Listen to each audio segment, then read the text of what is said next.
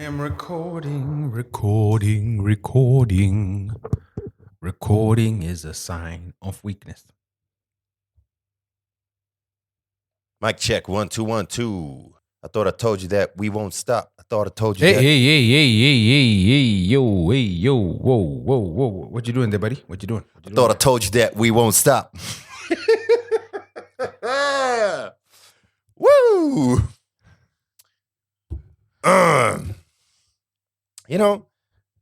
I remember when some of those Diddy Dirty Money songs came out back in the day. It's funny to watch it, over a decade later. Like, damn. I know it was like, I knew it was bad. I know it was like that. Anyway. I've got so many I told you so stories, but I'm gonna save that for the show because I know I'm sure it must be really annoying to listen to, but yeah, we'll get to it. So I'm sorry for being annoying, people. I apologize in advance. Sorry. You're not sorry, Phil. Tell the truth. I'm trying to change that. I'm trying to be a better man. I'm trying to be a better man. You are. What I know for sure is you're not sorry, but take my we move. hand, let me kind So let's start the show, Phil. Let's start the show. Good to go. Because also it's a double dipper. It's a double dipper. We'll make things work. I'm trying to search for the African Media Awards that I know happened last night, and no, I can't find the winners anywhere. African Media Awards. All I can see is announcements that it's happening on Friday night. African Media Awards. Are you sure it actually happened? Is there evidence that they happened? I see a live stream. Here's a live stream for December. Shall we watch the full live stream, Phil, and then we can find the winners? That's great. Actually, that's 2 hours. That's the whole podcast. In fact, that's what we're going to do. Listeners, enjoy as we now cross over to a live stream of the POAs. Enjoy. Bye-bye. Okay, no, it's fine. Do you know where I actually found the information? On the Ministry of Information Zimbabwe Twitter page, which announced the Zimbabwean winners. Mm-hmm. So that will do for our Zimbabweans doing it big. All right. Anyway, before we even get there, let's start the show how we normally start the show. We know you have grown to crave it. You need to hear it, otherwise your week doesn't go right. So I have to ask, are y'all good to go? Are y'all Good to go. Sound of it, thing them.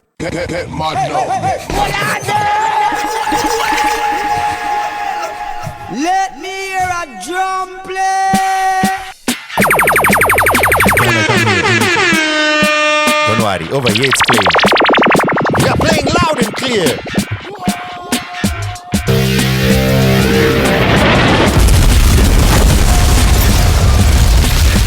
I suppose I could check why you can't hear anything, but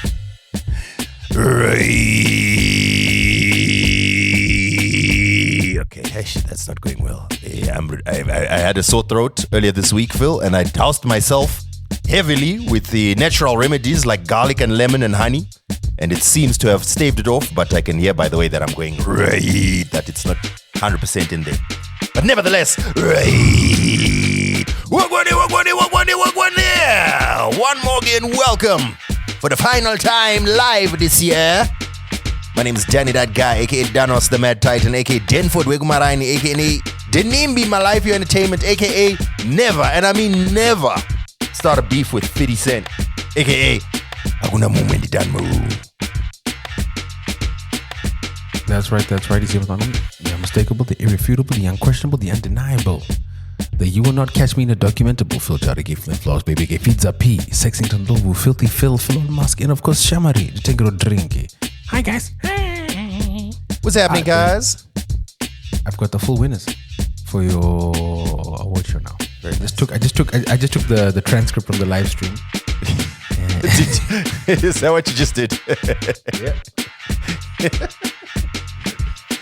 Anyway, I don't need the full winners. I really just wanted to see if any Zimbabweans had won. So, yeah, I can see there's one Zimbabwe mentioned here on the Ministry of Information's Twitter page. So that's who I was going to give a shout out to. But yeah, let's start off with shout out celebrating Zimbabweans doing big things. Obviously, all winners at the African Media Awards are African winners, Phil. So, shout out to all Africans that won at the African Media Awards. But allow me to celebrate Zimbabweans who were represented The only Zimbabwean who's mentioned here, according to the Ministry of Information, is Kudakwashe Moyo, a filmmaker who won the Special Category Award for his documentary titled Zimbabwe Turns 44 Years of Independence.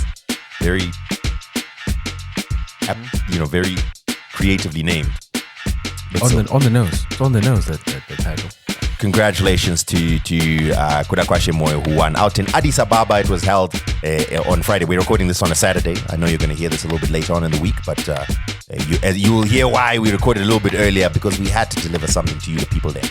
Also want to give a shout out to, we're not going to get a chance to talk about it during the course of the tournament, except with our patrons. I look forward to it. But the Zimbabwean football team, the Warriors, will be playing at AFCON. So the camp has already gathered, not all the team members, but many of them, I believe 20 players so far, that have arrived under the captainship of Marvelous Nakamba, as well as several other people who have now gathered and are beginning to build momentum for the Warriors' appearance at AFCON in Morocco. That's going to be starting off, I believe, on the 22nd of December.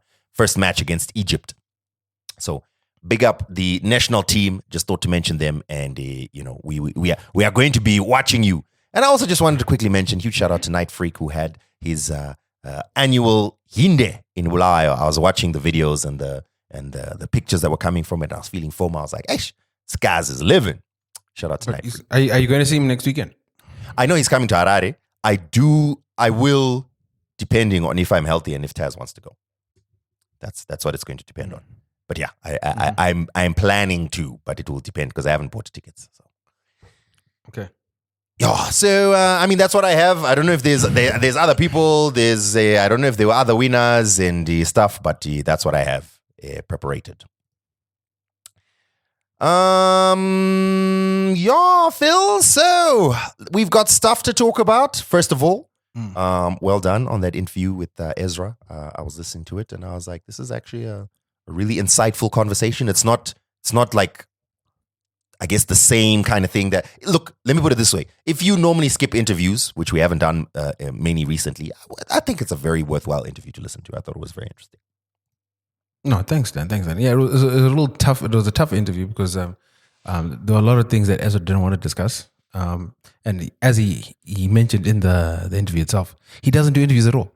So we're actually in rare air, because the last interview he did was with the now very famous Pablo Torre from Pablo Torre Finds Out. So we're at that level now. We're at the same level. No, I don't want to be at taking the level. down the AV, taking down the NBA, Bill Belichick's girlfriend. Two broke Thomas. Get. That's where we are. I was chuckling because it's clear that he didn't want to talk about the freedom of the press in Zimbabwe.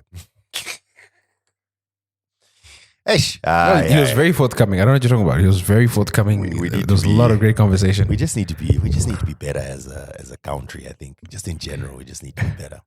That was a great conversation. Anyway, welcome guys. As we have already mentioned, as you perhaps have seen in the last few weeks, last couple of months, if we're going to be honest, we haven't been as consistent as you have grown to know and love us for. And that has been for multiple reasons. Both Phil and myself have been extremely busy, but we have thought that, you know what, let's just do our best to at least get one final episode out for the year. If we do manage to link up again, we may do something, but in case things go awry, consider this the final live episode, and maybe we'll do some pre-record something, or find myself in some location or whatever the case is by the end of the year. But yeah, so we thought that this week is your final episode live. And if anything comes out, it's a bonus. However, we will, of course, continue our conversations, watching AFCON, responding to the fallout from the World Cup draw, potential war between South Africa and the USA. All of that will be live, considering it in the Patreon group. So if you would like to become a Patreon subscriber, don't use Patreon because that's currently a problem. But you may send a once-off donation, and you can go there to twobroketomos.com/donate, and we'll add you to the group. Minimum is $5 for us to add you. The other thing is something that I couldn't really speak about before, but now that it's kind of out there, at least internally, is I have stepped down from a full-time role at my job. So it has been an extremely hectic couple of weeks. Handover, takeover, chi, but I'm still there in a part-time consultative role. I was able to negotiate, and I will continue in a part-time role, not full-time. But otherwise, it's a big change on here. Exciting, nerve-wracking, Phil, because technically I'm now unemployed. Mm-hmm. Welcome. I am now an unemployed entrepreneur.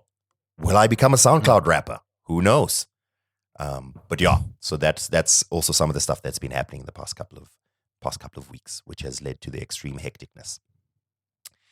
But it's exciting times, Phil. It's exciting times. And you know what I was thinking today? I can't remember the last time that I didn't have anything to do. And by that, I don't mean, there's always something to work on.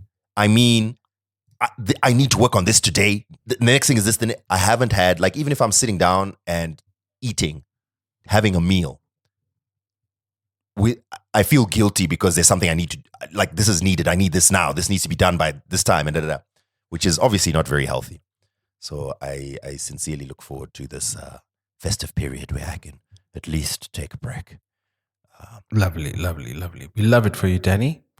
Yeah, it's been hectic, but we're grateful for being busy. You yourself won't be available, Phil. Do you want to tell the people about traveling, or is that under wraps? Yeah, I won't be around. I'll probably be back. It looks like I might be back next weekend because I've got some more work. All things being equal, I'll be working throughout the holiday, which is normal for me, and then I'll take my usual break around January, February. So yeah. But yes, I will be traveling. Yeah, so that's us, guys.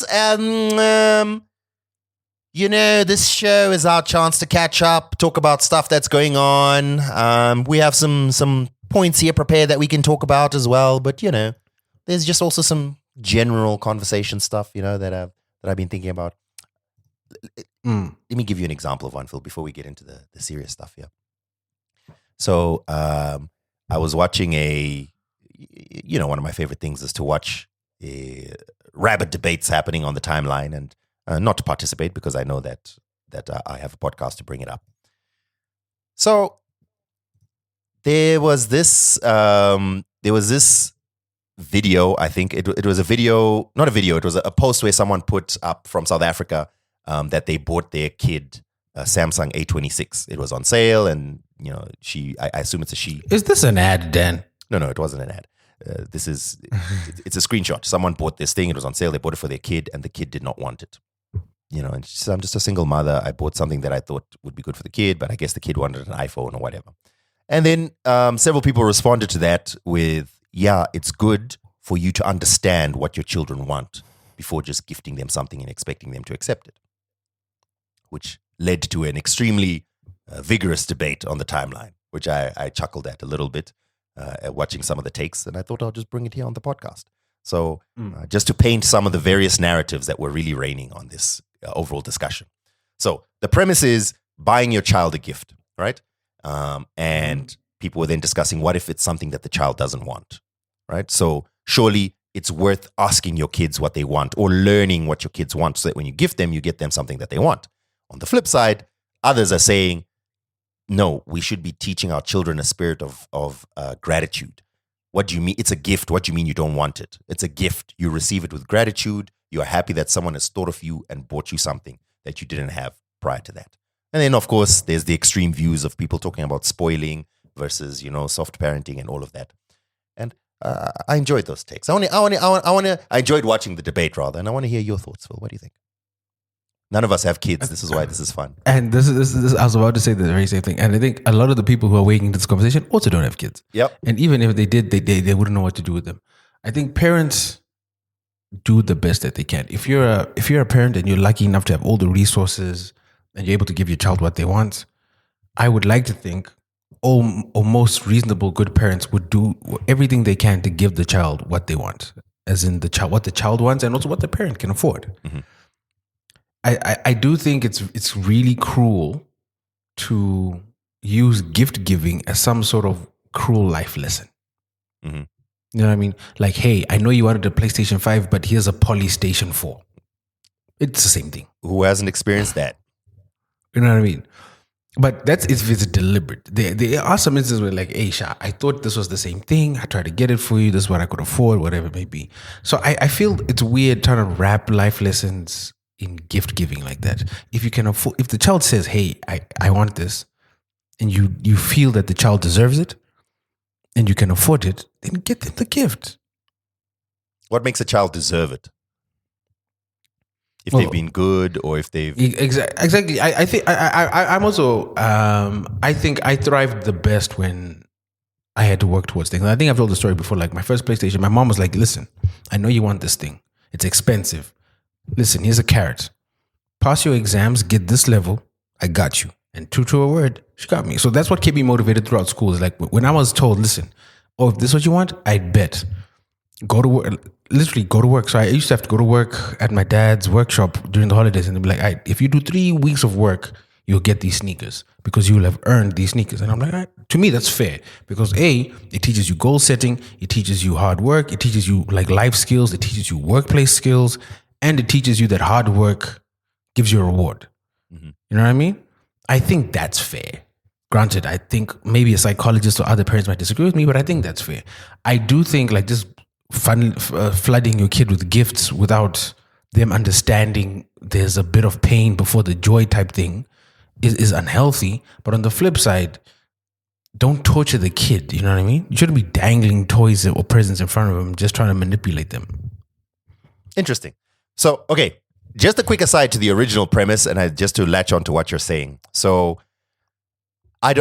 remember, I don't have kids. All of this is theoretical to me. I'm sure there's people right now who are listening who have kids and like, you guys don't know what you're talking about, but allow us. We're having fun talking about theoretical things that we don't have practical knowledge of.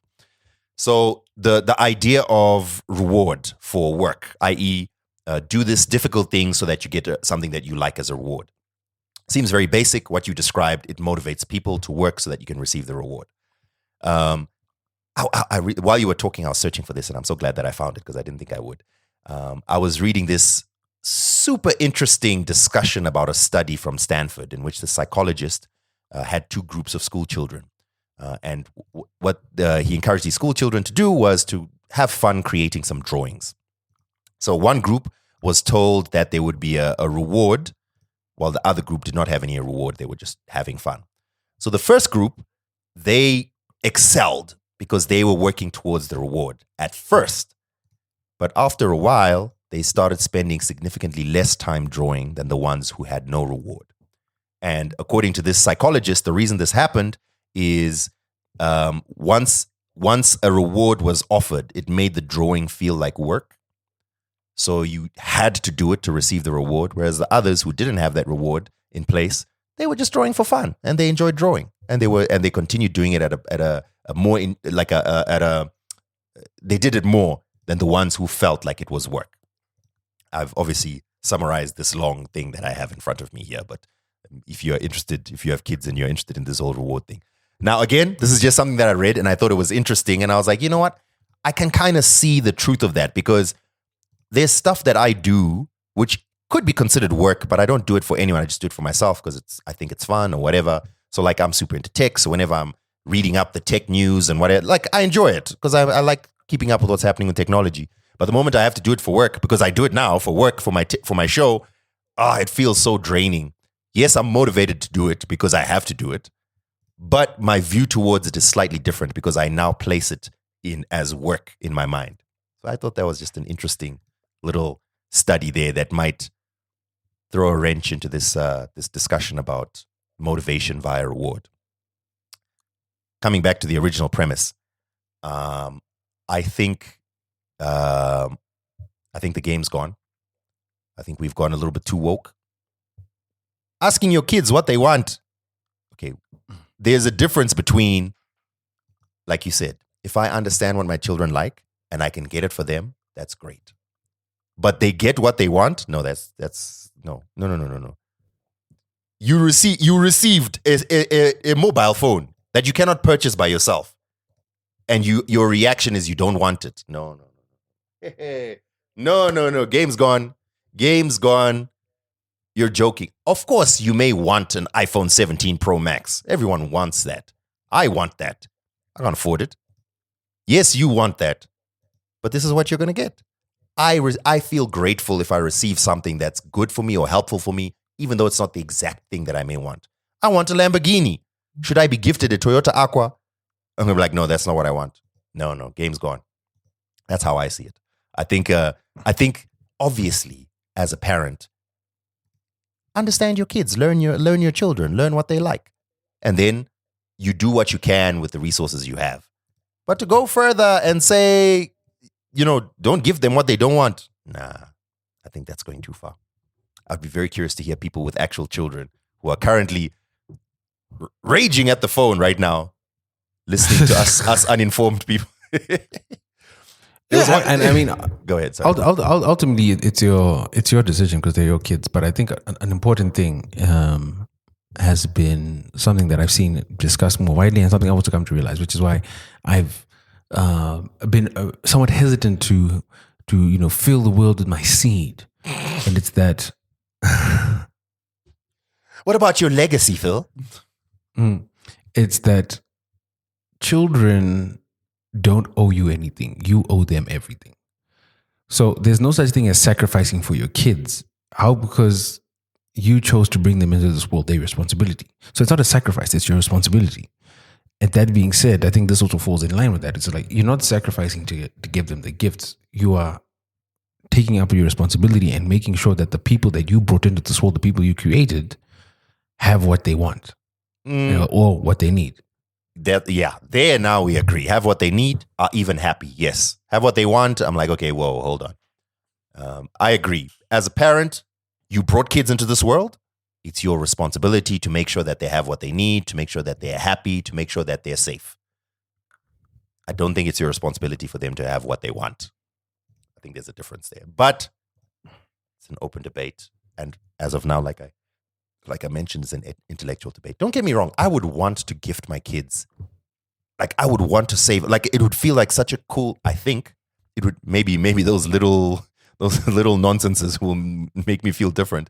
But I would think it will feel so rewarding to save up to get that PS6 by then, maybe that I know that they want. But if I can't afford it and I buy them the PS4. It would break my heart for them to react by saying I don't want it. Nah. Mm-hmm. Then get what you want. Then using your job with your money that you have. Anyway, look at Dan. Dan's already. He's got like a vein popping out of his forehead for an imaginary child. When this child actually arrives, good Lord, God bless you. This poor child. Second scenario that played out on social media that I just wanted to quickly bring up again. So this one is something that we've kind of touched on before. So this person named Perry Mason posts on their Twitter that the cornballs over at Suno tried to pay me to push the soulless AI slop program. Then this person posts their Instagram DMs. Wait, Perry Mason, the famous TV detective? The platypus. No. No, I don't know who it is. It's just the username. And so they show their screenshot, their DMs, and their DMs is like, hi, I'm the lead of creator partnerships and I love your content. I would love for us to have a paid collaboration. I want to let you know how you could use Suno to, for example, increase the value of, or to increase the quality of, in fact, let me just read the exact words because we'd love to do a paid collaboration with you. Oh, that's it really. Just to do a paid collaboration with you.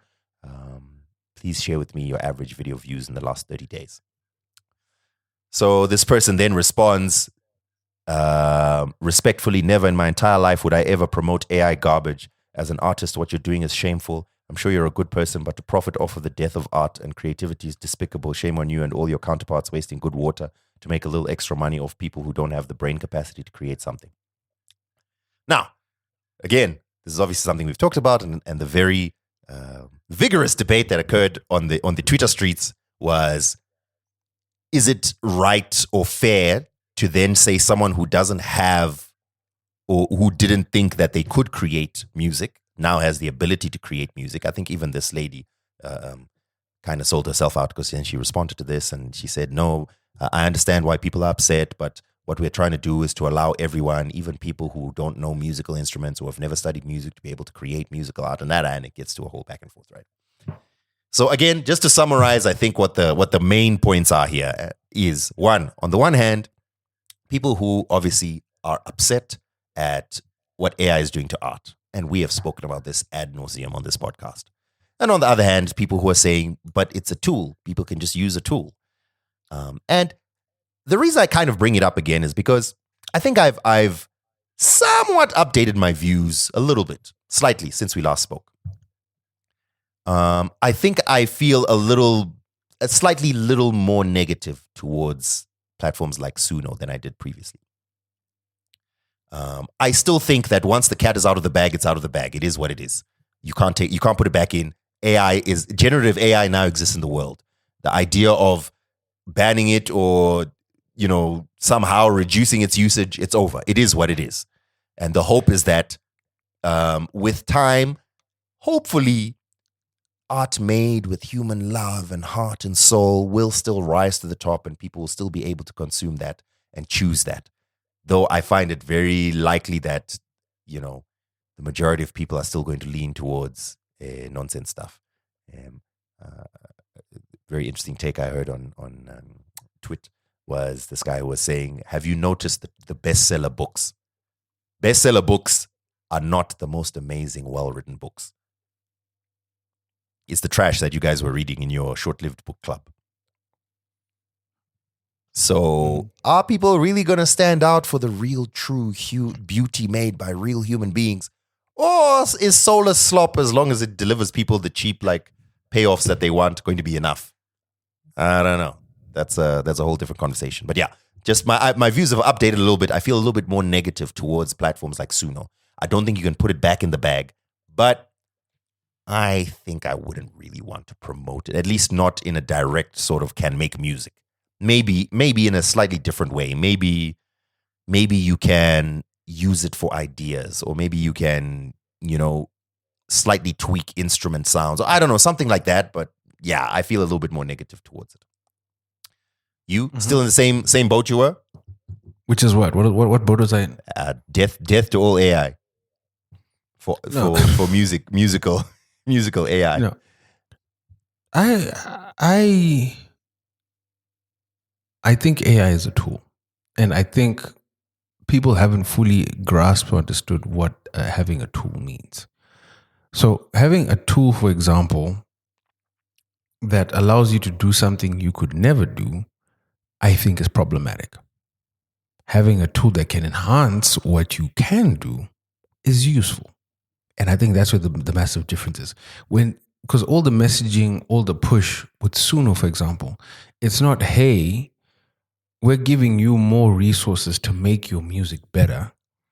It's, hey, you don't care about music, you don't know enough about music, but we'll make you a music superstar, or we'll make you make great music. I think that's problematic.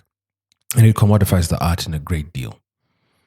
And also they don't really, on the back end, they're not really addressing how that data set was trained on how to make that music. That's the problem.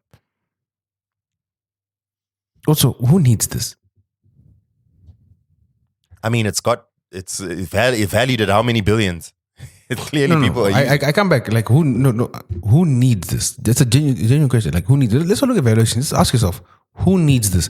Outside of the act of commerce and marketing and strict capitalistic enterprise, who needs this? To me, I don't think anyone needs it, but I could say the same thing about almost every technological innovation in the last few decades. Yes, there's a few that have a clear need case, but many of them are just for fun, or to do something extra, or to do something, I didn't think I could do before. Theoretically, you could do everything manually. You could. You don't need some technological thing. So I get your point. I just don't think... But I think I get you where you're coming from, and I don't think you're right. But what I'm trying to extract from you is this, right? There are tools for hobbyists. Yeah. So You've got an expert seamstress, for example, and then you've got a sewing machine that's for hobbies. Someone that just likes to make dresses on the weekend, maybe repair their old jeans, that type of thing. And maybe once in a while they'll make a dress, they'll sell it, they'll make a bit of money.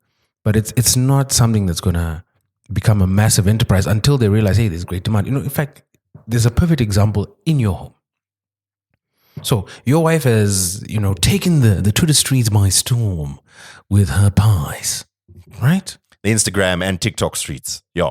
Of course. So there's Sari. This is their commercial endeavor. They make pies. They have a full warehouse, factory, full value chain, whatever it may be. Right now, she's making pies for the home. There's a lot of demand and interest in her making pies for individuals, which now become artisanal pies, right? They'll be a little more pricey. She won't be able to make as many as Sari, but it'll be a nice, for lack of a better term, and pun intended, cottage industry, right? If she then decides, this is taking off like gangbusters, she's gonna have to really invest into business, get real ovens, get a supplier for materials, find a good butcher, that type of thing. At no point, like within that value chain, if we were to take that same principle and transpose it to AI, Suno is coming in and saying, you don't need to go to Sari. We'll teach how to make Sari pies at cheaper than Sari pies right here. You don't even need to know how to make dough. And I think that's the problem there. You're not even a hobbyist, because a hobbyist would be someone that already has some form of digital audio workstation, some form of keyboard, some sort of instrument, and be like, hey, you're interested in music. These are tools to help enhance your music creation. Pushing the way that they push it, as in one prompt, make songs in one prompt, you're not making a tool for people that actually care about music. And your CEO has said it. You don't care about the music. You just care about commerce. And that's my problem. It's not like Splice, for example. Splice has a lot of similar feature sets to Suno before AI and generative AI became a thing. But Splice was a tool for artists. Granted, it wasn't a perfect tool. I had some flaws with it, but I understood its utility. This seems like it's trying to make music incredibly commodified. The same way I think some of these video generation tools are trying to make it incredibly commodified. So if we really do believe in an open market, if that's what people want and pay for, is that a problem? Not at all. It is perfect. The problem is you stole the content. There's a problem. So if Suno and them came to market and they were like, hey, this is our training data, this is how we learned, we owe people money, people please come and get your money, that would be one thing. And I'd be like, at least this is an iteration, it's a tool, because ultimately Suno is a tool, right? But on two ends, you're screwing people over. You're screwing over the artist because you've stolen their content, and you're screwing the artist and the consumer again on the other end, because you're making it seem like music has no intrinsic value anymore. Yeah. The stealing of content is where I have the biggest issue with. The second one is I do think, I feel like as an overall, we're going to look back and say, is society better now that we have this tool at our disposal, or is it worse? And I think the answer is going to be worse. But that having been said, there are use cases where it will be useful, that we use it here, we did this. But overall society, are we happier as a people? Do we have better art? Are we, are people paid better? I think the answer is always going to be nope, worse. But then again, you have to allow people to choose to use whatever it is that they want to. The only solution is to provide a better alternative. So by that, what I mean is real authentically made music must then just sound better. Give us the music with the flaws and the live instrumentation that has that one, that really feels a little bit. It's like when people love to hear, vinyl records, even though it has the, that scratchy sort of sound at the beginning. And I mean, technology has allowed us to make it sound absolutely clean and pristine, but people want to hear that little bit of, it gives that feeling of, this is real. But there's also something to consider there, which is the fallacy of choice, which is why I go back to the commerce. There's a science in marketing. There's a science in telling your brain what you want. And it goes back to even that example you had with the kid wanting their Christmas presents. we don't even know realistic. Like if we were left our own devices, is this something we'd want, or is it because we are being engineered down this path? So even within that, sometimes choice is a fallacy. Yeah, that's true. That's a lot more philosophical, right? I actually believe that it is. I actually believe none of us really choose what we want anyway, period. But you can't infantilize human beings, right? So if someone has managed to influence you and manipulate you, well, we know what I mean. Yeah. Yeah. Anyway, those are the two that I'd saved. I always save these on my Twitter and just like, I'll bring this to the podcast. But we can go to our talking points. Indeed. Where do we begin? Yo, the mess that is this week. Should we start with the topic that was blazing through the group and blazing on the timeline? Are we talking about Diddy? The diddler. Diddler himself. Yeah. So, hey. Let's set the scene. For those of you that don't know, obviously, Sean Combs is currently in jail, serving what might be a 50-month sentence for prostitution and soliciting prostitution across state lines. He was also on trial for racketeering, which he was found not guilty of by a jury of his peers earlier this year. And since his arrest last year, there have been a year and a half ago now. There's been a scramble for documentaries. Hulu made a documentary, which I didn't even bother watching. TMZ made a documentary, and 50 Cent had been intimating that he was making a documentary. And then with Netflix, but they didn't really release the date. They kind of intimated it was going to be December, but then quietly they prepared for its release. They only released a teaser last week, and then immediately after dropping the teaser, they dropped the documentary. If you watch the teaser video and you watch the documentary, you'll understand why. I think maybe that's a good starting point. The reason why is somehow they managed to secure footage recorded by Diddy's own team days before his arrest, which does not paint him in a good light at all. One of the biggest own goals I've ever seen. Yeah. And there were many own goals in that video. We see footage of him speaking to his head of staff. We see footage of him speaking to his lawyer, basically saying, we need to play the propaganda game. Find the dirtiest people who can spin this narrative. We need to change the narrative. We need to, change the messaging. We see him going to Harlem and associating with black people because he needs the streets with Jim Jones. Why is Jim Jones always in the center of nonsense these days? With Jim Jones and Diddy on his way back to the hotel starts saying, I hugged too many people. I need to take a shower. So many dirty people. I feel so dirty. Where's the hand sanitizer?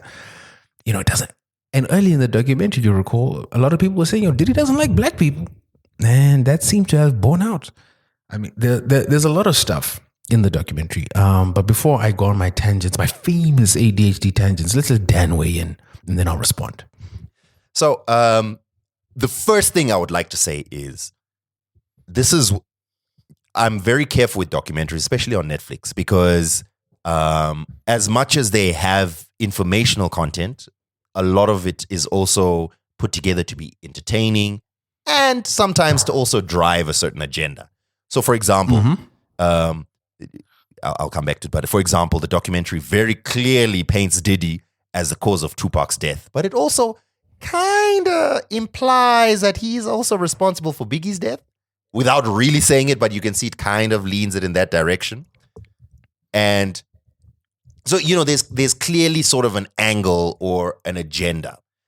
Not to say it's wrong necessarily, but I went in there knowing that I'm watching something executive produced by 50 Cent, who has been a known Diddy hater for decades.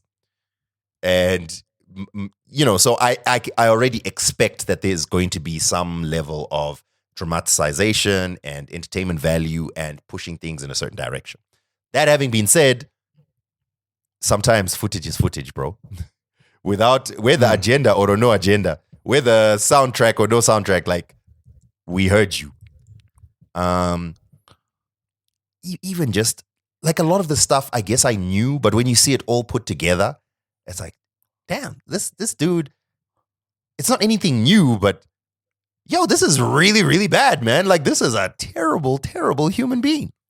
Yes. Also, I think just to piggyback on your point, you guys, if you watch this, also just watch it knowing that there is no one providing a counterpoint. Yeah. Everyone in that documentary is saying anything against it. There's no one from Diddy's side providing a counter narrative. That might be because they refuse to respond. It might be deliberate. However, all that being said, so as the documentary unfolds, so it starts with modern day, where Diddy is now, and then it goes all the way back to his childhood and starts laying out how he grew up, who his father was, his mother, all that stuff. And as it continues to lay all this out, I was watching it and I was hearing people talk about it, and they were like shocked and taken aback, like, what, he did this, he did that. And we'll go through the whole list. And in my mind, I was like, y'all didn't know this? And I know maybe it's because like I'm really into hip hop and all these things, but the only thing that really took me aback that I did not know from that documentary was the fact that he made Biggie pay for his own funeral. That was, yeah. Everything else, everything else was public knowledge. Yo. And the thing is, okay, like a key take, especially that very scene or that segment. By the way, spoiler alert, but again, this is not new information, except for maybe that specific thing. But you can see, I can see what he's going to do next. Like you can see, and then I vaguely remember the hype around that whole, appearance with Diddy and Sting. And I just remember like these were massive moments and all of that. Man, this dude was playing everybody. And the thing is, he was constantly successful. Even starting with the way that he basically A&R'd Jodeci, who else was it? Jodeci, Mary J. Blige. It was Jodeci, El DeBarge, Mary J. Blige. All those people. His first big yeah. act, So it's almost like, let's try this. And it worked. Oh, okay, let's try this. Damn, it's working. Damn, let's try this. And it's working and working. And he's just built so much momentum that he's now unstoppable. Yeah. It was a rather eye-opening documentary, I must say, in the sense of I knew he was a bad person. I knew most of this stuff. I knew he was basically a key figure in the Who Killed Tupac conversation. I knew that whole beef between West Coast and East Coast, he played a big role in it. But now it's like, wait. What? It's not that he played a big role. Yeah. It's not that he potentially, it's him. So, okay, let me start with this, then I'll go back. So, granted, there's been a lot of talk about the Keefe D, what's the word that he used? Proffer. Yeah, because the proffer statement being a first time. That actually is not the first time I've heard it. That Keefe D proffer statement, there's another documentary that came out around 2015 called Murder Rap that goes into great detail about this. And Keefe D spelled this all out. The other thing that you'll notice is even though Keefe D, and they said in the documentary, he says that proffer statement was given under duress. The problem with that is Keefe D's been on Vlad 3 times. That man did not sound under duress.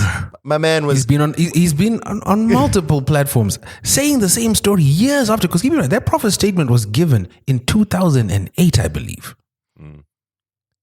We're now almost 15 years past that fact, and he's still giving interviews to that effect. So that's one thing. And the only reason he's saying he was giving it under duress is because now he's under trial. He's under trial for that murder. So the stories around Diddy... Oh, I was going to go back to it. Do you know the wild thing about that documentary when I was watching it? Is like they left out so much. They actually left out a gang of stuff. For example, they left out the fact that he used to beat multiple girlfriends when he was at Howard University. That's like a known fact. They left out all the domestic abuse accusations against what he did to Kim, what he did to Cassie, and multiple other women. The Kim one was touched on super briefly. I was quite surprised that there was just the one statement of the bodyguard saying, "I never saw it happen, but I was outside when I knew it was happening." And that was the whole Kim Porter thing. There's another statement that they dropped in that documentary that gave me chills, where he stated that Kim was writing a book, and Kim had told him that, if this book, Diddy had told his former business partner, if this book from Kim ever comes out, I'm a dead man. And granted, may she rest in peace, we know what happened to Kim there. So there's a lot of... I think the other thing that was wild is how badly his kids came off. When you see them in that hotel room just saying brazen. So I haven't reached that part yet. I only watched the first 3 episodes. Yeah, I mean, there's so much happening. Then there's obviously the weird relationship he has with his mom. How they intimate that his mom was like grooming him to become something like his dad. And then there's the story of him beating his mother when he was still in high school. There's so much to get into.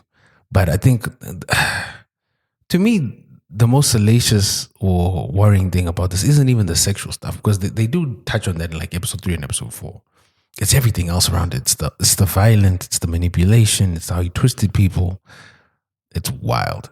I think the other thing that they don't discuss, which I think bears digging into, is how Andre Harrell took him in when he was a young kid. Mm-hmm. And then Diddy took in a young Usher and a young Justin Bieber. What happened there? So you think, okay, not you think, is there a possibility that the Vice, Diddy was simply continuing, you know what I mean, the cycle? There's I like it because, well, you haven't got to yet, but here's a spoiler alert. All the men that Diddy's been close to all say that he sexually assaulted them. All of them in that documentary. Yeah. Well, also keep in mind, we actually discussed it on this podcast. I forgot to mention. Remember, Dan, like 2 years ago, there was a white Jane Doe that kicked off this whole avalanche of cases against Diddy. Mm-hmm. She was never discussed or touched in this documentary. So there's so much still under the stones, bruh. I wanted to say also that I don't know if I would recommend. I'm not saying like it's not like a good, really good watch or anything. You know what I mean? I don't. Also, maybe you don't want to hear all the in-depth descriptions of all the terrible stuff that this man has done.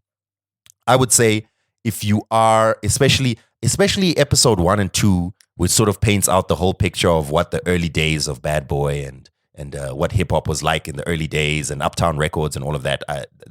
That's definitely interesting stuff. But I don't know if in general I would say this is a must watch or anything like that. So yeah, just know that man should not be just 50. And then the other thing I thought of, Phil, that man's going to be out in a couple of years. Mm-hmm.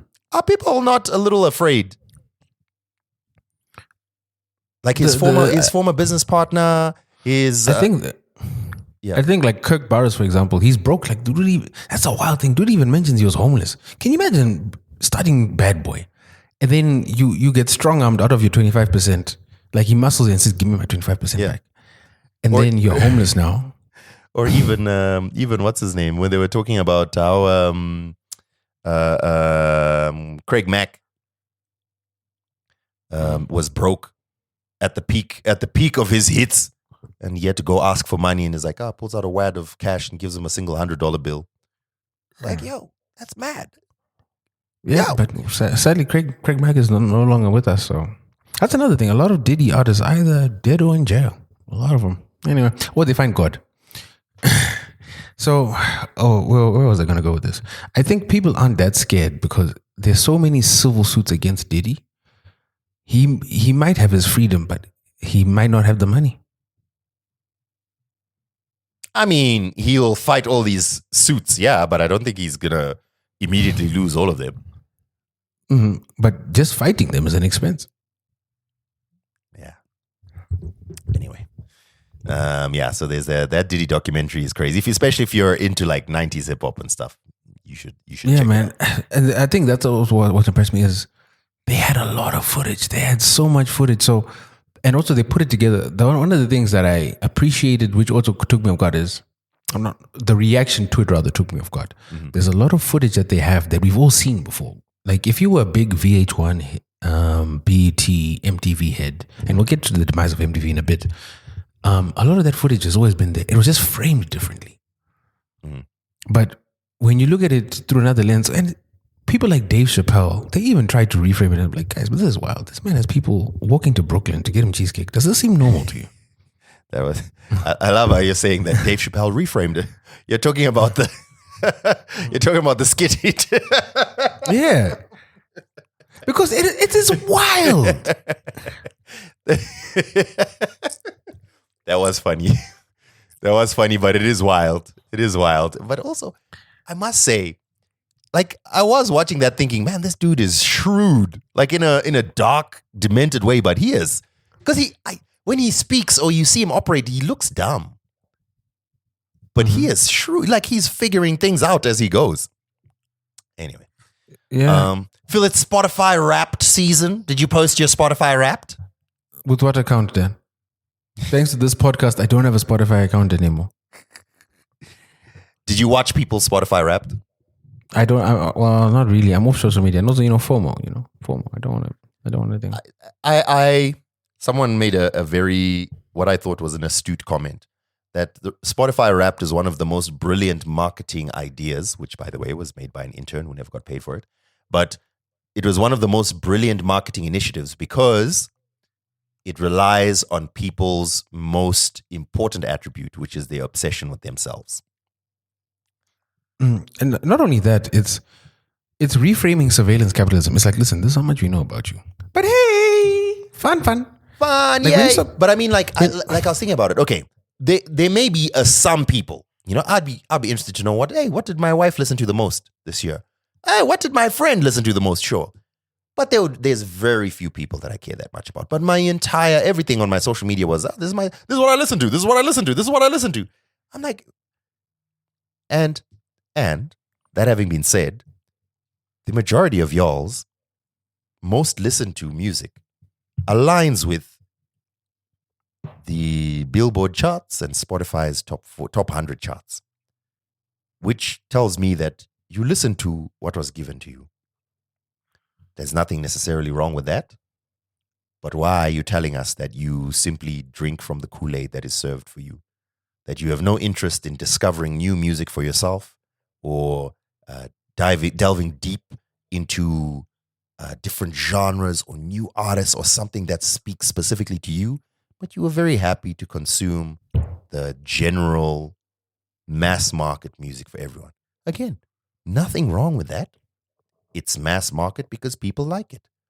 It's just like, why would you then post, hey guys, I'm the same as everyone else. Look at me. I don't get it.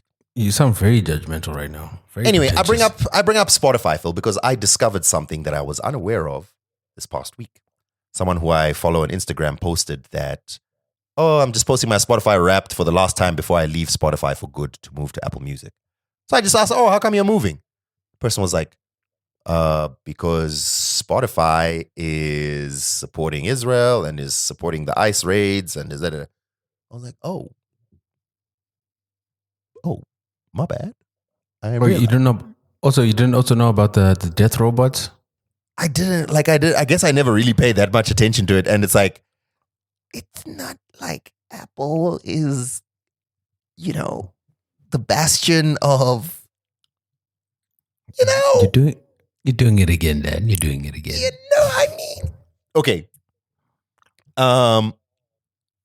Yeah, it was like so I think the primary things was Spotify, the way Spotify treats artists and the thing that they have invested in, which is like military, Israel, ICE raids, etc., etc. Now, again, I know that very often activism isn't necessarily about it isn't necessarily about what is the best route to take. Oftentimes it's, I've learned about this and this is how I'm responding to it. All right, so I don't want to criticize and anything like that. I mean, I will say just as an aside, these companies are capitalist organizations who are just going to go where the money is. It's not like Apple is some kind of virtuous. I mean, they made a gold iPhone for that other man. But still, that having been said, I still understand the idea of, hey, I'm not happy with the way this company that I'm spending money with is operating. I'm going to go to another one. I understand that. I just didn't realize that it was a whole thing. In fact, when I quickly Googled it, I realized that Spotify Unwrapped is a trending. Is that still a thing? Trending topic? TT. Do you know that? Spotify Unwrapped. Interesting. But yeah, people are leaving Spotify for Apple Music because they feel that Spotify is investing in military, in ICE recruitment, in artist exploitation, etc. Some people said Spotify whacked. That's what I saw. Thought I'd share that with everyone.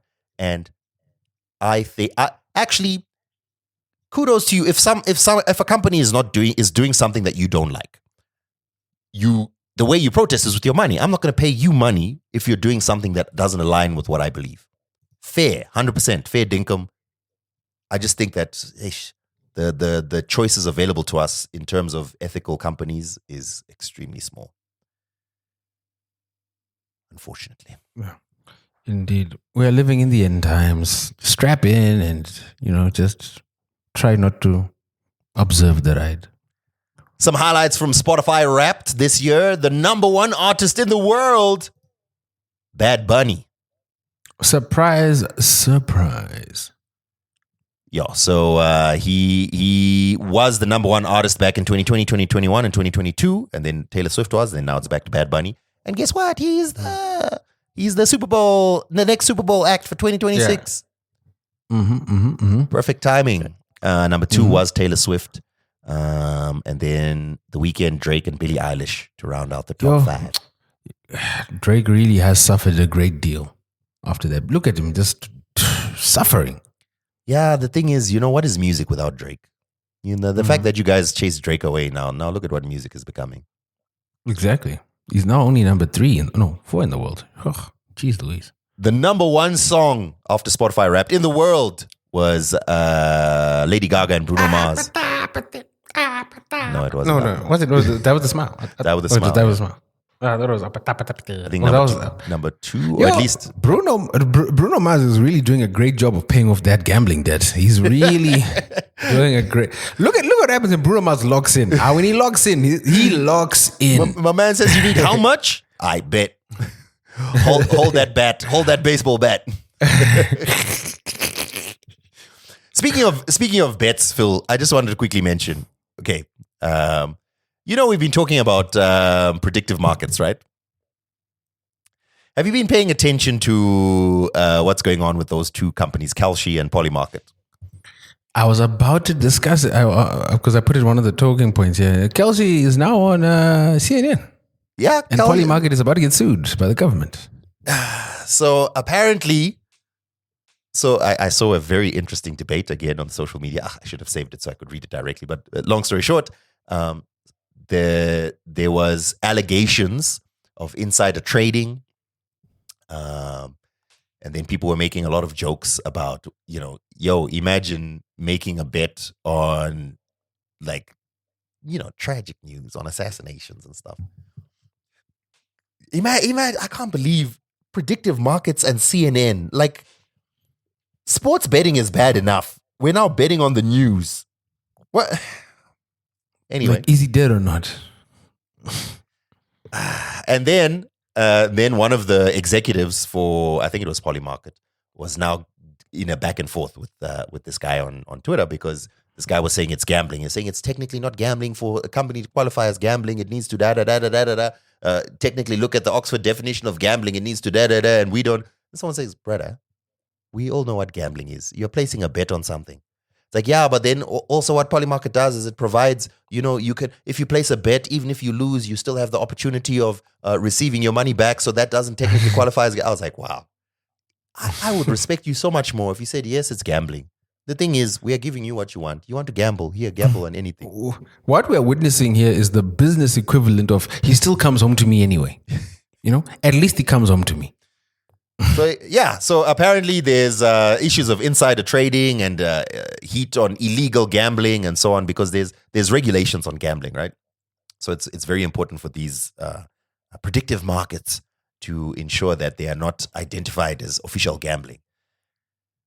So people are saying there's people who have early access to things even what we're talking about, Spotify Wrapped. Theoretically, you could get predictive markets on that. But if someone has information on who's going to be on the Spotify Wrapped, that's insider trading, isn't it? Yeah, it is indeed. We live in a very crazy world at the moment, but yeah. Speaking of crazy world, Phil, did you watch Donald Trump and Infantino at the FIFA World Cup 2026 draw? I actually missed this. I was a little busy, but I know you were there. You were there on the scene. Our field reporter. Dan, tell us what happened. Congratulations to you that you didn't watch it. I also did not watch it, so congratulations to me. But I saw clips from it, so uncongratulations to me. It was one of the cringiest things I've ever seen. And a lot of the football troll accounts that I follow were fuming at just how cringy this whole thing was. So the World Cup draw was held a couple of days ago now. 2 days ago? 2 days ago in Washington. Guest of honor was Donald Trump. That was where they unveiled, for the very first time ever, the FIFA Peace Prize, which was given to Donald Trump for his, quote, exceptional contributions to peace worldwide. In his acceptance speech, he spoke about how he'd saved millions of lives. What, 2 piece or what? I don't understand. No, not 2 piece, 2 piece. So yeah, the FIFA Peace Prize went to Donald Trump. They also That's announced the thing. Wait, since when does FIFA give out peace prizes? Also announced that the final is going to have a halftime show, similar to the Super Bowl. Wait, sorry. Wait until you tell me. Previous winners of the FIFA Peace Prize include Roy Keane, Patrick Vieira, and Luis Suarez. Zinedine Zidane is a special honoree. Diego Costa takes a honorary. No, this is the first ever Peace Prize. I'm probably going to be the last ever Peace Prize as well. Yeah, so we are living in a dystopian, this is an Orwellian life. Like, it's not even the future, it's now. We are living in Orwellian times. It's wild. ironically, opening match of the 2026 World Cup, Mexico versus South Africa. Donald Trump's 2 favorite countries. Yeah, it's the Trumpito Bowl. You think he's gonna be there? It's going to be he is going to be there. He's like super major guest. And okay, on the one hand, I somewhat understand why you have to be like, you can either choose to be, we're not going to suck up to you, but you're hosting the World Cup in his country and he's so volatile and you never know how he's going to turn out and all of that, right? Why are you describing him like the same toddler we discussed at the beginning of the episode that wanted a present? But that's what he's like. That's what he's like. So you got to, hey, we are hosting. I would like to distance myself from deal. these statements. I am distancing myself from these statements. I respect all members of high office. Thank you. As do I. But yeah, the FIFA World Cup draw. Go if you want to just search up some, because I saw a couple of clips. Even just they announce him, the president announcing him as the winner was like. Wait, were there any other candidates? That's the other question. You know how every single minister in Zimbabwe, when they're giving a speech, always has to make a reference to His Excellency's visionary leadership as he pushes towards the 2030 agenda. It's almost like it's a brief. It felt like that, listening to Infantino describe Donald Trump. I can't wait for they say, Bamberiness, dog. Huh? Passing them at Democrats. Actually, I encourage you, if ever you have to watch a minister's speech in Zimbabwe, you can play bingo with that. It will, guaranteed without fail, have His Excellency's visionary leadership and Vision 2030 or 2030 agenda. Anyway, FIFA World Cup 2026 is another thing that also happened, the draw. And to many people's dismay. Moving on, Philip, moving on. Some more things to talk about. Oh, I see you had the Google Trends as well. I hadn't seen this. I hadn't come across this. Oh, I brought this up because you'll find this interesting. You seem to have dropped the ball on the story. But do you know who was the top search person of 2025? My guess is going to be Ulungende.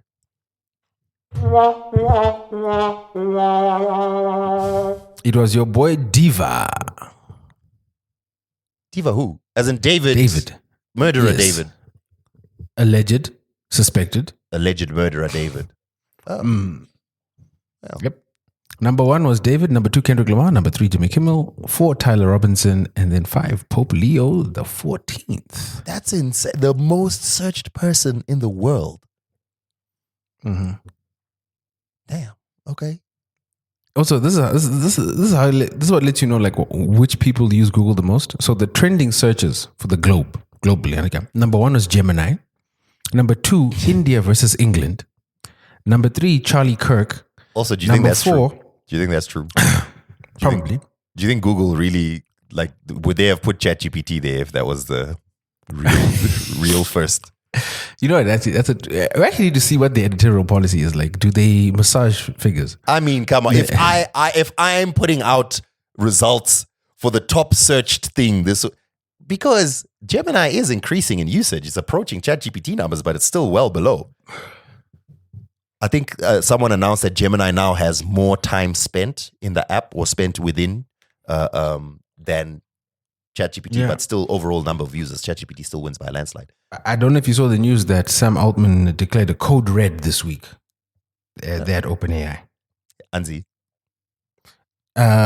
Because Gemini is eating their lunch. Yeah. A Banana Pro is cooking. Hey, top news search of 2025, Charlie Kirk assassination. Well. Mm. Well. Okay, anyway. Also, Charlie Kirk was the most viewed Wikipedia article of the year with 4.9 million views. This is ironic, but number one was Charlie Kirk at 44.9. Number two was the deaths in 2015 by 42.5. So technically, Charlie Kirk had 80 million views when you think about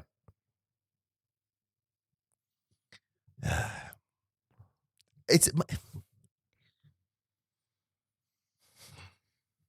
America is really good at storytelling, is what I can say.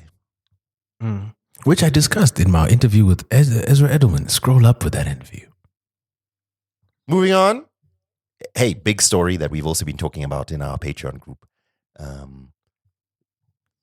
Big takeover of Warner Brothers Discovery. Looks like it's going to be Netflix, but there's a last-minute hostile bid coming in from Paramount. So let's see what's going to happen. Which is funny because Paramount are the reason this all started. The Ellison, sometimes they're business savvy, but they're not business savvy. So for those of you who don't remember, David Zaslav has been trying to strip HBO Warner Discovery for parts for a while now. Who is David Zaslav, Phil? The worst TV executive on the planet. He's the man that ruined movies. He's the man that has ruined HBO. He's ruined Warner Brothers. Damn it, he probably wrote season 8 of Game of Thrones at this point.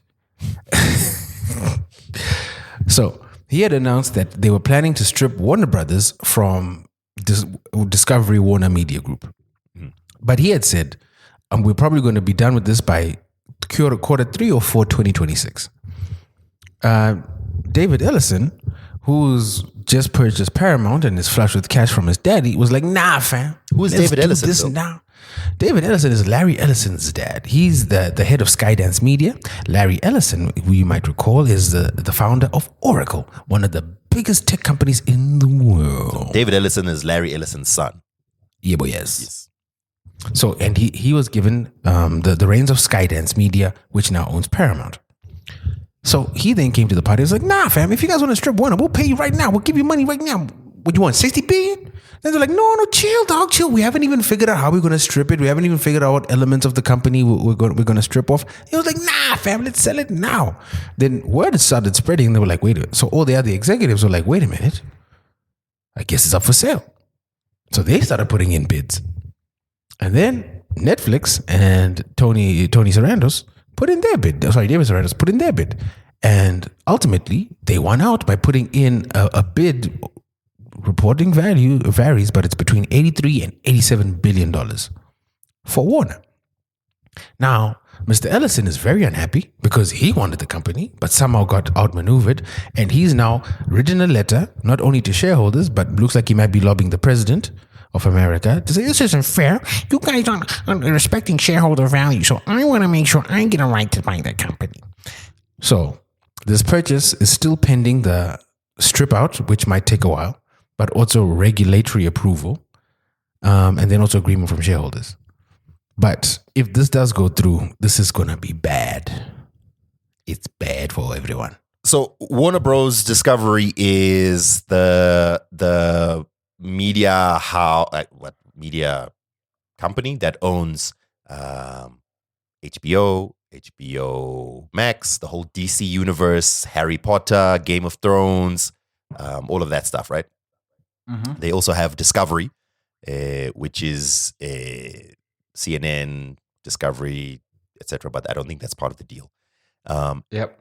So the story is that Netflix are saying they're buying, right? And Paramount are saying no, but we can offer better value if we pay you this much or whatever it is. Yeah. If Netflix buys Warner Bros, it's already the biggest, but it becomes monopoly level. They could charge you whatever they want because no one can hold a candle to Netflix if they own Warner Bros. Mm-hmm. They could theoretically charge you $40-$50. What you gonna do? Where you gonna go? Where you gonna watch something else? Of course, Isuzu, we still have Gujara.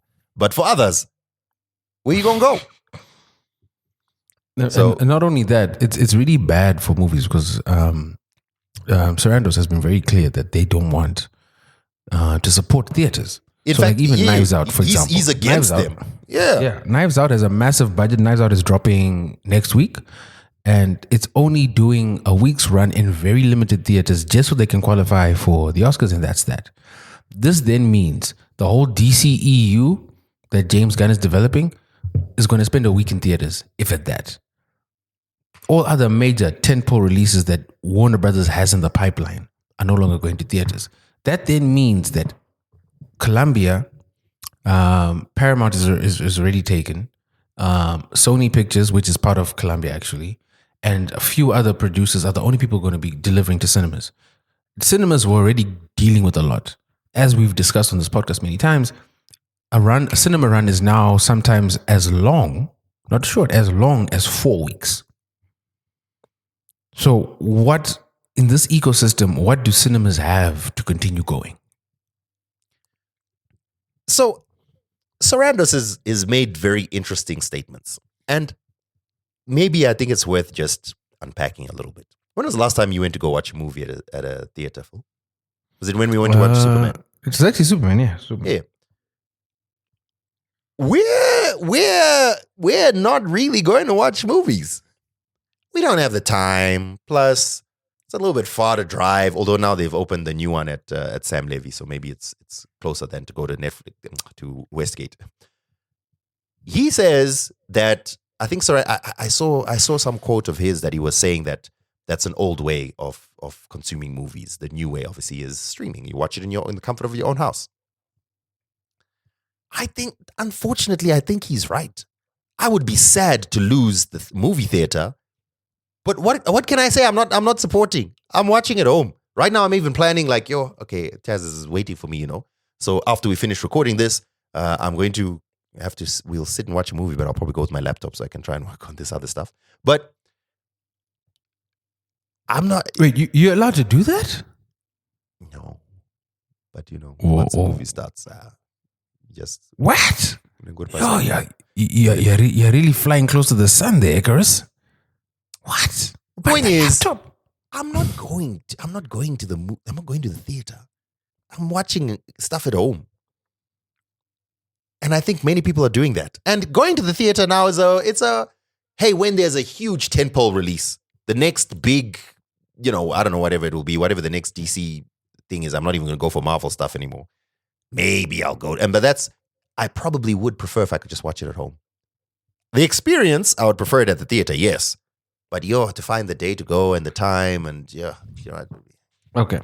So you've touched on a very valid point, which is you've got a physical constraint, which is time, resources, energy, even money, for example. Yeah. However, what we also haven't adjusted for is the economics of the industry.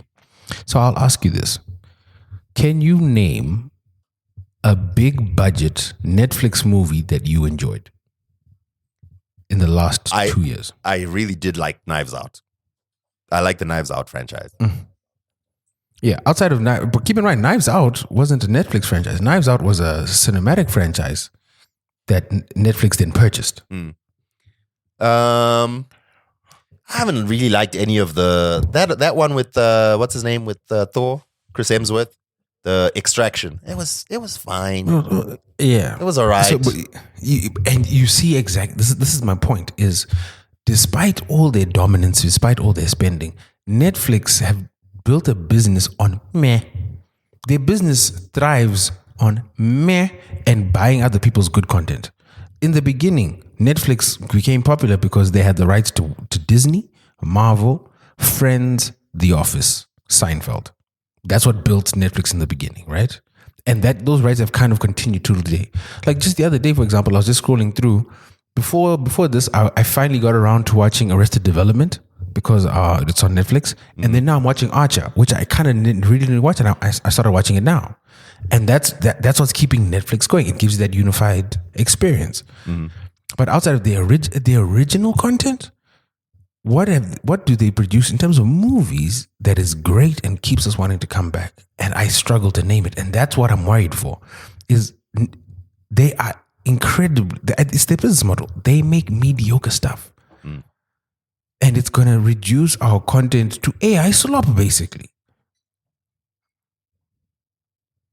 Yeah, I'm literally struggling. I can't think of anything that's... don't get me wrong. There's been stuff that's good in terms of, especially TV shows and documentaries. There's been a couple of like good documentaries and TV shows that have been good. So, but I'm talking about cinematic. Cinematic, yeah. I can't think of hold on. I'm just going to quickly Google. Keep in mind, Netflix has the highest, the most expensive movie ever made that came out last year. I bet you can't even name it. I remember the one with 11 from Stranger Things. What's her name? You can't name the movie. That's my point. I didn't even watch it after I saw the ratings for it. Highest rated Netflix original movies. That's what I'm looking for. See if I can find at least one that I can say, yo, this is a dope movie. But you still haven't named the movie. This is how bad Netflix movies that are. one I can't remember it. Uncut Gems. Marriage Story. Okay, that was Gems good. was kind of dope. Uncut Gems was good. Not most popular movies. Don't tell me about K-pop Demon Hunters. Yeah, according to IMDb, highest rated original Netflix movies: Uncut Gems, Marriage Story, Annihilation, Roma, The Trial of the Chicago 7, Apostle, The Irishman, The Ballad of Buster Scruggs, El Camino, Dolomite Is My Name, Outlaw King, Extraction, The Devil All the Time, Mank. All of these, even if you think like, yeah, it was kind of a good movie, there's none that you'd say like, yo, I had to watch this. No, Dolomite was good. Dolomite was good, but yeah. I haven't watched it though. Anyway. Oh, really? That was one of Eddie Murphy's best movies in recent times. So this is what we are saying is, if Netflix buys Warner Bros., they will have a lot of, but I mean, won't Warner Bros. Still continue just making, I think didn't I see somewhere that there were assurances made that, for example, the DCEU is going to continue as is with James Gunn's plans? Nothing's, like right now we're just dealing with an offer. So nothing is set in stone. This is literally just a preemptive offer. We don't know what is going to happen. Yeah. Mad ting. Yeah. Okay. Moving on, Philip. What else have we got here? There's a tangential thing because now this affects what's going on with us with DSTV. So I don't know if you saw the text message or the emails, but DSTV announced that, hey, just a heads up. We're currently negotiating rights with Warner, but Warner, as we just discussed, are up for sale. Yeah. So there's a bunch of channels that might be going off DSTV as of December 31, including the Lifestyle channel, the Discovery channel. I think Cartoon Network. There's a whole myriad of them. Yeah, that's just the main one. That's the main one, guys. We're losing Cartoon Network. Mm-hmm. And obviously CNN. The bastion of news. How are we going to get our predictive markets, Phil? How, Dan? How? So this is also doubly concerning for DSTV because, as you might know, NASPA's just sold MultiChoice to Canal Plus. Canal Plus have been doing a bunch of promotions since purchasing DSTV. They've been giving people free upgrades to different packages. They've been discounting rates. I don't know if you've been hit with the calls and the emails from DSTV, but I've been hit with almost every week. Multiple times a week. Like, hello, Mr. Chad, we can now give you DSTV Premium for $32 only, but you must activate in the next 24 hours. Then a week later, we can give it to you for $34, but you must activate in the next 24 hours. I'm like, no, I don't have those things. But that's what's happening. So DSTV is now in a spot of bother. Granted, it's been an open secret that DSTV actually makes its money from sports. Everything else is just there to keep people coming back. But the thing that actually pays the bills over at in Randburg is the sports channels. But this could still go well. The major concern here is they've been revamping Showmax, and as we've discussed on this podcast many a time, Showmax is actually a really great deal. Showmax has a great asset bed of content, particularly HBO content and Warner content, which it looks like it'll lose. So now the value proposition for not only DSTV is going to fall, but also for Showmax, and that's going to spell problems. I did see that message actually. Now that you mention it, I think that so many things are happening so quickly, just generally in the world, it's very difficult to sit and really think about something. This. I feel like. Yeah, because one of Showmax's biggest selling points was access to HBO shows. I wonder if that's going to affect them. I wonder. Anyway. So once again, going one more death knell. Speaking of this, just before this dropped, it had actually been announced a while back that Paramount was going to start shutting down all MTV channels. And one of the channels that obviously hit close to home was MTV Base, which announced that they'd be shutting down here in Africa. So while all this is happening, one of the other side tracks of Zaslav and his Zazlaverness is the fact that MTV is no more, which is quite sad because I think MTV played a very pivotal part in all of our childhoods. Yeah. Actually, even going back to that Diddy documentary, right? It spoke about just how impactful on the culture MTV was. So when, there was Making the Band was on MTV, that was a big deal. So it's just insane how quickly that has just died. Mm-hmm. So yeah. Goodbye, MTV. Goodbye. Yeah, we are reverting. So if this deal does go through, Netflix is not only going to take over the American streaming space, it's going to take over the global streaming space because there's no way, I don't see how outside of sports, DSTV and Showmax survive this. Yeah. It's over. It's late. It's late for them, honestly. Anyway, let's move on to happier things. Like Burna Boy showing how charitable he is. He's a good guy, that guy. All of a sudden he's just doing a bunch of stuff to help different people. It's impressive stuff. It really is. It really is. It's impressive stuff. The pressure's getting worse. Anyway, we can discuss the Zim body cams, but I think it's just funny. Like, I can't wait to see this footage. Did you see pictures of what they're basically GoPros? Yeah. I can't wait to see the footage. I want to see the interactions. I want to see when they publicize the interactions. That's what I want to see. Yeah. I don't know. There's this account that I've come across on TikTok that he just does regular impressions of people having to deal with security guards or police. Have you met this? Have you come across this guy? Nope. Let me try to find this page. It's quite hilarious. I can't wait because I assume the interactions are going to be exactly like that. Buff while I find this page, Dan. Okay, I'll just very quickly mention the story, which is that the ZRP announced that police officers are going to be rolling out body cameras to increase transparency and reduce corruption. So that's what we're referring to, and it's going to be interesting to see how that actually plays out. It's a brief story. Honestly, I think that a lot of things are just an announcement. Do you know what Zimbabwe does? So, and I know this because I cover technology, and I keep seeing it happen. Zimbabwe will announce that Zimbabwe police now have body cams. It won't be a lie. It'll be true that there's 12 policemen somewhere in Guruve who have attached GoPros to their uniforms. And then, so technically the news story is true.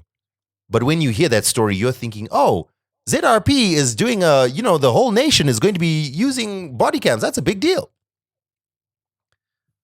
Mm-hmm.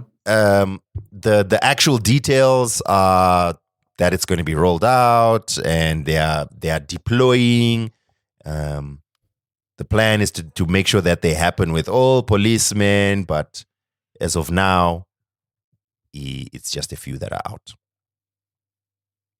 The decision for how the cameras are distributed is going to be done by the ZRP commanders.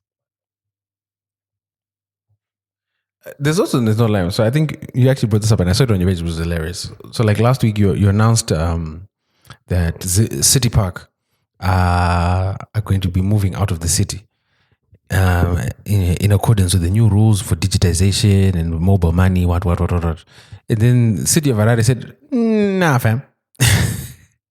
No. So this is what happened, right? So first of all, let me just,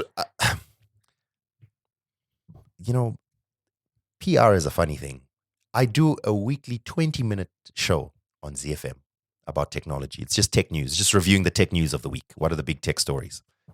I then try to promote that show by posting clips on social media. But because I don't post anything else, I think people assume that I do this as a daily show for 3 hours a day or whatever. I don't know.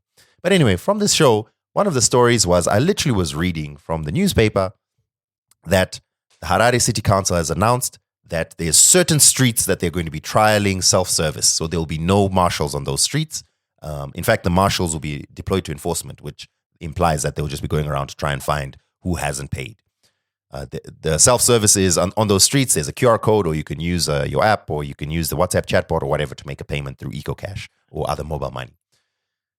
So I posted that, and then apparently that clip started doing the rounds because I think a lot of people started panicking, like, oh, we don't have the app, da-da-da. Apparently it was circulating in all the traffic groups and stuff, which is great. But the Harare City Council responded by saying clamping will still be ongoing in those streets. So they didn't say no.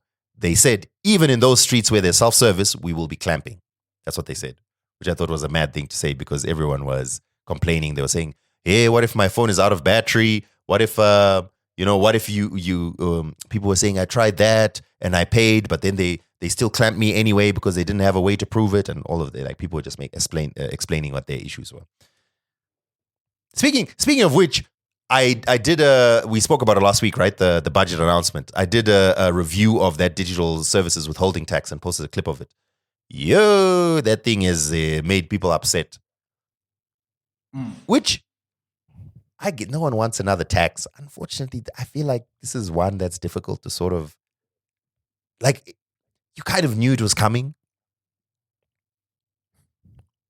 Look at you making excuses for the men. You really have sold out. Kind of knew it was coming. Like, every country's doing it. But people are not upset. like this, Dan. Dan, I think that's a gross miscarriage. Not like this. Yeah, not like this. Not like this at all. True. You're right. Not like this. Plus, it seems very high. Plus, the implementation feels like it's very blunt. But the actual existence of the tax itself. Also, to be fair, the company should be the one that's taxed. It would make, this is why it should be a tax of profit. Anyway. You see how you're already countering your own narrative. That's what I'm saying. Like, they're not doing it like this because the other places are doing it like that. I wasn't pushing the narrative. I was saying that people are upset that the tax exists. You are pulling the company line. We see you, Dan. We see you. I no longer have a company line, Phil. No more company lines for me. Nah, you just freed yourself so that you are free to do what you want to do with your corporate masters. We know this. We know this game. Unfortunately, now I no longer have a boss. I have many bosses. Yay me! But yeah, no, hey guys, if you, I've started a business now, so I'm primarily doing media and PR consultancy. I have a couple of clients that I'm working with. If you feel that you need such a service, please do reach out to me, and I can provide that for you. Specifically media, but also in the realm of PR and marketing. Yo, this is crazy. I need the business guys. No, Dan, as we're recording this, I just got an email from Netflix. Anzi. Welcoming Warner Brothers to Netflix. What? So is it done? It's done. Wait, I'm trying to figure out if this is a spam. It doesn't look like spam. It's an official email. Yeah, and they're using my thing. Janzi, hi, whatever the account name that I use. We recently announced that Netflix will acquire Warner Brothers, including its film and television studios, HBO Max and HBO. This unites our leading entertainment service, Warner Brothers. Iconic stories bringing some of the world's most beloved franchises like Harry Potter, Friends, The Big Bang Theory, Casablanca, Game of Thrones, and the DC Universe, together with Stranger Things, Wednesday, Squid Game, blah, blah, blah, blah. What's changing? Nothing is changing today. Both streaming services will continue to operate separately. I think this is a preemptive PR move just to get Netflix subscribers on their side, but this is wild. Actually, now that I've searched it on their official account, it says Netflix has announced our acquisition of Warner Brothers. Together, we'll define the next century of storytelling, creating an extraordinary entertainment. But this deal isn't going to close for another year. So, but anyway, it's bold. This is much like was it Adobe and Figma? They took forever and then eventually it was reversed. I don't understand. So is this like? No, it doesn't have regulatory approval. They probably have a term sheet and a preliminary agreement in place. But yeah, they're pushing this one heavy. Hey. You know. Anyway, Netflix used to be everyone used to love Netflix. Here we are. Okay, Phil. Let's move away from all the stories. Let's chat. I think we've covered it. Yeah, I think we've covered it. Yeah, I need to head on home, guys. You know I'm sitting in the office, but yeah, let's chat. Let's catch up before we head on out. Yeah, just very briefly, I just wanted to take advantage of the opportunity to say thank you very much to all our listeners. We are, as I mentioned, this could be our last episode of the year. If we can, we might do something. We might put some other stuff out, but as already mentioned, this is probably the last episode of the year. So I really just want to take the opportunity to say thank you so much to our listeners and thank you for your patience, especially in the tail end of the year where we were a little bit less reliable. And I anticipate that in the new year we shall be a lot more flexible. I will definitely be a lot more flexible. I'll still be working a lot, but at least, even if because oftentimes Phil has asked like, yo, what if we record at 10 in the morning? I'm like, bro, I have a job. But now that I am jobless, this is just another one of the things that I can schedule in my day.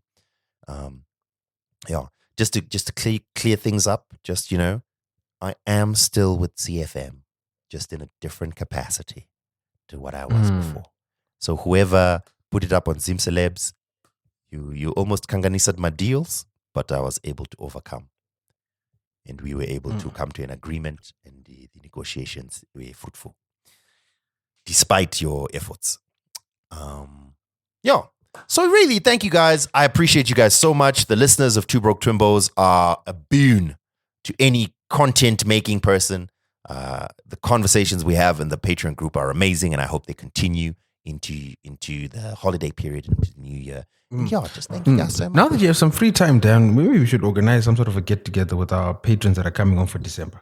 Oh, sorry. Did I imply that I have free time? No. I don't have free time. I just am more flexible. That's what I meant. Let's aim to. When we'll release this? Yeah, we'll release this later on in the week in the normal release time. We just recorded slightly earlier than usual. Yeah, I would say just drop it when we have a chance to edit. Give us a break. Yeah. Okay. So, I don't know, Phil, anything you would like to end with before we shut it down for the year? Definitely not music, that's for sure. Just want to thank you guys. This has without a doubt been the most challenging year of my life. But, listeners have been really supportive. A lot of people that have checked in, a lot of people that have shown support. I really am grateful. I really am thankful. Even the networks we've built during the podcast, people that were able to give me some mental health counseling, some guidance and so forth. I was really appreciative. So, and obviously showing the patience when we haven't been able to record. Even with the book club, we started it and it kind of tapered off when time got really hectic. To be fair, I really was struggling to finish that book, but I will finish it. But next book, Chris, I'm sorry, you are not choosing the next book. But yeah. Yeah. Well, I also want to read some books, guys. I want to read some books. And anyway, let me not. I was just going to go into like, I really like having control of my own schedule. Hopefully. But thank you so much, guys. We'll catch you in the new year. To those of our patrons, we'll be chatting again within the group. To our ops and haters, wagwande. And I guess we'll catch you next time. All right, we out.